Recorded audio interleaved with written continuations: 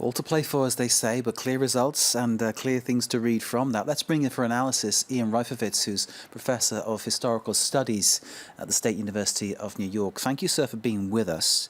The talk is the momentum on the Democrat side, possibly now with Bernie Sanders. Can I ask you to address that one first? What do you think about that? I think he has some momentum, but we also don't want to get too far ahead of ourselves. What happened last night was not far out of the realm of what was expected.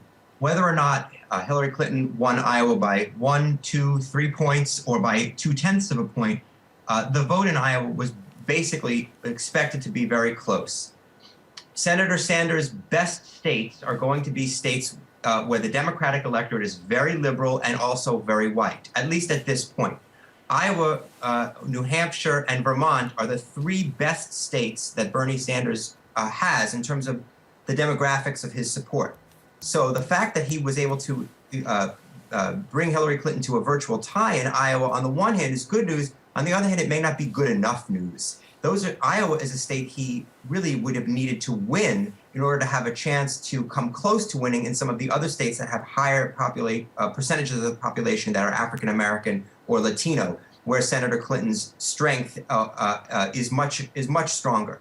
The question is, will some of the African-American vote and some of the Latino vote that currently, at least according to polling, goes to Hillary Clinton, will some of that start to shift to Senator Sanders as a result of how well he did in Iowa? That's what happened with Barack Obama in 2008.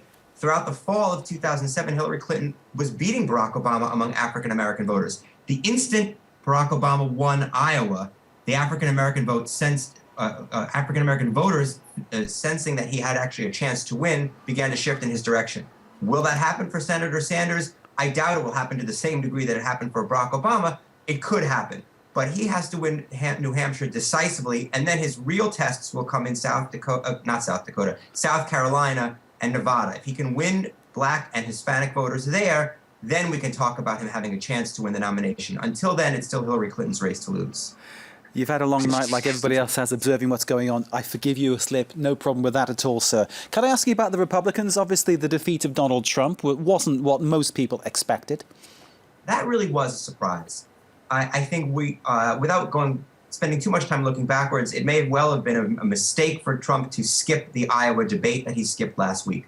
Going forward, New Hampshire is really about one thing above all, and that's continuing to winnow the Republican field.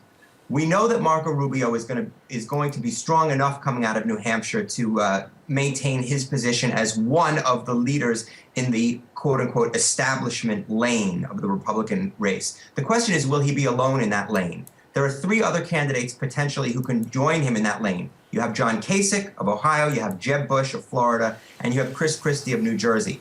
If Marco Rubio finishes ahead of all 3 of those candidates in New Hampshire, they're finished. And if they're finished, then Marco Rubio is alone in the establishment lane.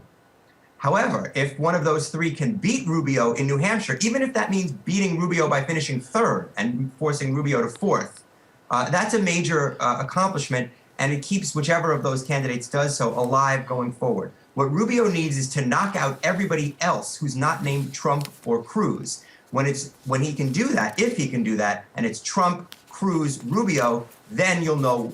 Then you'll have a sense of the Republican race moving into its final phase, which is the phase Rubio wants to get to.